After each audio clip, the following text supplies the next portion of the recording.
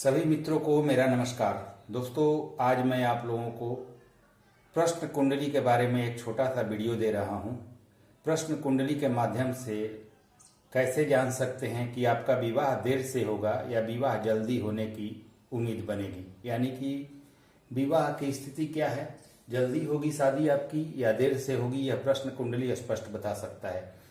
दोस्तों, अभी हमारा ग्रहों का युति दृष्टि का जो वीडियो चल रहा है वह जब कंप्लीट हो जाएगा तो मैं आपको प्रश्न कुंडली का एक विस्तृत सीरीज दूंगा जिसमें सभी विषयों पर चर्चा करेंगे। हम यहाँ तक जानेंगे कि आपकी कुंडली नहीं है तो प्रश्न कुंडली के द्वारा आपका एक सटीक कुंडली कैसे बना सके, किस समय का आपका जन्म हुआ है उसके अनुसार आपकी कुंडली कैसे बनेगी, यह भी नियम प्रश्न कुंडली में है और इस पर भी हम काम करेंगे। और एक विस्तृत वीडियो आपको प्रश्न कुंडली का दूंगा जिसमें हर चीज कवर होगा प्रश्न कुंडली के बारे में। चलिए दोस्तों, एक छोटा सा वीडियो हम आज जानते हैं कि प्रश्न कुंडली के माध्यम से विवाह को कैसे जान सकते हैं कि हमारा विवाह जल्दी होगा या देर से होगा। दोस्तों, इसमें मैंने कोई राशियां नहीं लिखी हुई है, स्ट्रेट फॉरवर्ड मैं राशियां वगैरह बताऊंगा आपको। छोटा सा नियम है विवाह का जो मैं आपको बताने जा रहा हूं। प्रश्न कुंडली से विवाह की स्थिति कैसे देखें, अच्छे से समझे मित्रों। प्रश्न कुंडली में यदि चंद्रमा, ध्यान दीजिएगा, यहां मैंने राशियां अभी नहीं लिखी हैं, जो चीजें बता रहा हूं उसे ध्यान दीजिएगा।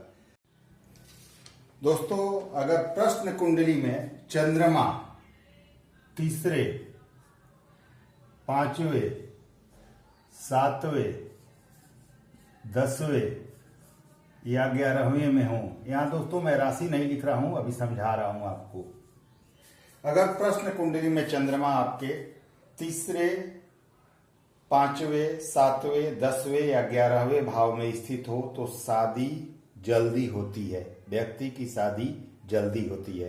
प्रश्न कुंडली आपको नियम पता ही होगा, पिछले कुछ वीडियो मैंने प्रश्न कुंडली के दिए हैं। प्रश्न कुंडली कैसे बनता है, अभी का समय होगा, प्रश्न जहां से पूछा जाता है वहां का स्थान होगा, आज का डेट होगा, आज का साल होगा, आज का महीना होगा, मतलब जस्ट अभी का समय होगा। जिस समय में प्रश्न पूछा जाता है एग्जैक्ट वही टाइमिंग होना चाहिए, टाइमिंग का फेर नहीं होना चाहिए। प्रश्न जहां से उदित होता है, जहां से पूछा जाता है, उस जगह को डाला जाता है प्रश्न कुंडली में। तो आपका जब प्रश्न कुंडली तैयार होगा, अगर उस प्रश्न कुंडली में जो प्रश्न आपकी कुंडली प्रश्न कुंडली बन रही है उसमें चंद्रमा तीसरे, पांचवें, सातवें, 10वें, 11वें इनमें से किसी भी भाव में हो तो विवाह का योग जल्दी बनता है। अब यदि इन स्थानों पर गुरु चंद्रमा को देखते हो, मान लीजिए कि चंद्रमा यहाँ आपके सप्तम भाव में है, आपने जो प्रश्न कुंडली तैयार किया, और गुरु आपके लग्न में है या कहीं से भी देख रहे हो, मान लीजिए यहीं पर गुरु हैं और इनकी दृष्टि यहाँ पर पड़ रही है, तो गुरु चंद्रमा को देखता हो तो यह विवाह अति शीघ्र होता है, बहुत जल्दी होता है।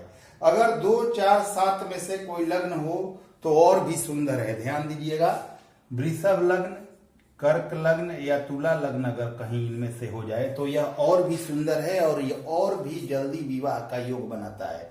अगर वृषभ, कर्क या तुला में से कोई लग्न हो, साथ में चंद्रमा जहां इन भावों में से कहीं बैठा हो और गुरु की दृष्टि पड़ रही हो तो बहुत जल्दी विवाह का योग बनता है। अगर आपके यह लग्न न भी हो और चंद्रमा इन्हीं भावों में कहीं बैठे हो और गुरु की दृष्टि पड़ती हो तब भी आप कह सकते हैं कि शीघ्र विवाह का योग बनेगा। दोस्तों, शुभ ग्रह लग्न में स्थित हो, ध्यान दीजिएगा, शुभ ग्रह लग्न में स्थित हो या लग्न पर शुभ ग्रहों की दृष्टि हो तो विवाह का जल्दी योग बनता है। मैंने राशियां नहीं लिखी हैं, इसलिए कोई प्रश्न कुंडली मैं तैयार करके नहीं आप लोगों को समझा रहा हूं। अगर लग्न में शुभ ग्रह स्थित हो, जैसे कि बुध हो गए, गुरु हो गए, शुक्र हो गए, चंद्रमा हो गए, शुभ ग्रह लग्न में स्थित हो या शुभ ग्रहों की दृष्टि लग्न पर पड़ती हो तो विवाह का योग जल्दी और शीघ्र बनता है। यदि लग्न में पाप ग्रह हो या लग्न पाप ग्रहों का हो, या मान लीजिए कि पाप ग्रहों 10 नंबर का यहाँ लग्न हो, यहाँ 11 नंबर का लग्न हो और यहीं पर पाप ग्रह बैठ गए हो, ध्यान दीजिएगा, लग्न पाप ग्रहों का हो, वहीं पर स्थित भी हो, पाप ग्रह लग्न में हो, सप्तम भी पीड़ित हो या युत या दृष्ट हो पाप ग्रहों से तो तत्काल विवाह का योग नहीं बनता है। ध्यान दीजिएगा, लग्न भी आपका पाप पीड़ित हो, सप्तम भी आपका पाप पीड़ित हो, तो तत्काल विवाह का योग नहीं बनता है। जब आपने प्रश्न कुंडली तैयार की तो आप कह सकते हैं कि अभी आपके विवाह का योग नहीं है। दोस्तों, एक प्रश्न कुंडली 1 साल तक के लिए काम करता है, तो आप कह सकते हैं कि अभी आपके विवाह का योग नहीं बन रहा है, अगर लग्न और सप्तम दोनों पीड़ित हो तो। अब समझिए, यदि चंद्रमा लग्न में हो, सप्तम में मंगल हो, ध्यान दीजिएगा, कुछ नियम है जो मैं आपको बता दे रहा हूं, हालांकि इसके बारे में आगे विस्तृत चर्चा करेंगे हम जब प्रश्न कुंडली पर चलेंगे। तो यदि चंद्रमा लग्न में हो, सप्तम में मंगल हो, सप्तम भाव में आपके मंगल हो जाए,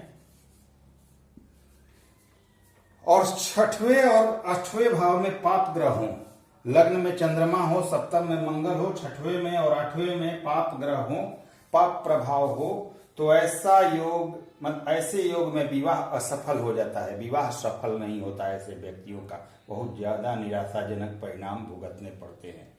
अब दोस्तों, यदि चंद्रमा प्रश्न लग्न में, यानी कि जो आपने प्रश्न कुंडली बनाई है, चंद्रमा 3, 5, 6, 7, 11, यानी कि 3, 5, 6, 7 और 11, फिर से ध्यान दीजिएगा, 3, 5, 6, 7 और 11 भाव में स्थित हो, प्रश्न कुंडली में चंद्रमा 3, 5, 6, 7, 11 भाव में स्थित हो, तथा गुरु, रवि तथा बुध से देखा जाता हो। ध्यान दीजिएगा, यहाँ पर, यहाँ पर, यहाँ पर, यहाँ पर, यहाँ पर कहीं भी चंद्रमा स्थित हो और गुरु से या सूर्य से या बुध से युक्त हो, मतलब दृष्ट हो।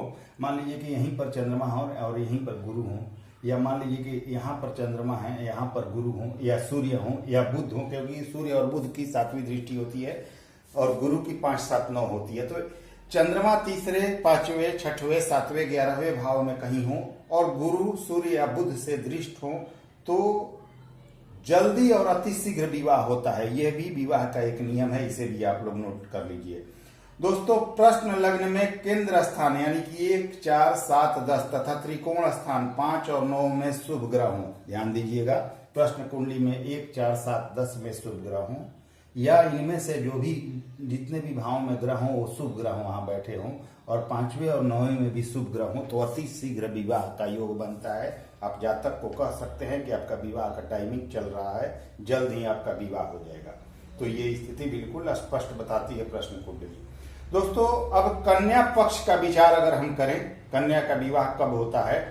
प्रश्न कुंडली में यदि चंद्रमा और शुक्र विषम राशि में हो, ध्यान दीजिएगा, चंद्रमा और शुक्र, प्रश्न कुंडली जो आपकी तैयार हुई वह विषम राशि में चंद्रमा और शुक्र हो, यानी मेष, मिथुन, सिंह, तुला, धनु और कुंभ, इनमें से किसी में चंद्रमा और शुक्र हो, विषम राशि में स्थित हो और दोनों ही विषम नवांश में भी हो, विषम नवांश में हो, तो भी शीघ्र विवाह का योग बनता है। फिर से ध्यान दीजिएगा दोस्तों, प्रश्न कुंडली जो आपने तैयार की, यदि चंद्रमा और शुक्र विषम राशि यानी मेष, मिथुन, सिंह, तुला, धनु और कुंभ, इनमें से किसी में स्थित हो और दोनों ही विषम नवांश में भी हो, तो शीघ्र विवाह का योग बनता है। यह योग कन्या के लिए माना जाता है और जल्दी कन्या का विवाह का सुख प्राप्त होगा। अब वर पक्ष का हम विचार करना चाहें, यदि सम राशि हो, यानी कि वृषभ, कर्क, कन्या, वृश्चिक, मकर, मीन, वृषभ, कर्क, कन्या, वृश्चिक, मकर और मीन, यानी कि सम राशि में चंद्रमा और शुक्र हों और सम नवांश में भी हों, तो वर को शीघ्र ही कन्या प्राप्त होती है। सम राशि में चंद्रमा और शुक्र हों, किसी भी इनमें से सम राशियों में जो सम राशि आते हैं उनमें चंद्रमा और शुक्र दोनों हो जाएं, और या सम नवांश में भी हों, तो वर को शीघ्र ही कन्या प्राप्त होती है, वर का शीघ्र विवाह होता है। दोस्तों, भाव फल भी आपको देखना चाहिए। जो जो भाव अपने स्वामी से दृष्ट हो या शुभ ग्रहों से दृष्ट हो, उस भाव की वृद्धि होती है। बाकी भाव में पाप ग्रह हो या पाप ग्रहों से दृष्ट हो, तो उस भाव की हानि होती है। प्रश्न कुंडली तथा लग्न कुंडली दोनों में इसका विचार करना अति आवश्यक है। तो दोस्तों, कुछ नियम हैं विवाह के प्रश्न कुंडली के बारे में जो मैंने आपको बता दिया। आज थोड़ा सा समय मेरे पास बचा था, तो मैंने सोचा कि प्रश्न कुंडली के बारे में थोड़ा सा चर्चा कर लिया जाए। आगे प्रश्न कुंडली के बारे में पूरा विस्तृत चर्चा करेंगे हम, A से Z तक प्रश्न कुंडली कैसे देखते हैं। हर चीज के बारे में चर्चा करेंगे। तो चलिए दोस्तों, वीडियो पसंद आए तो लाइक शेयर सब्सक्राइब जरूर करें। अगले वीडियो में फिर से मिलते हैं। नमस्कार, धन्यवाद।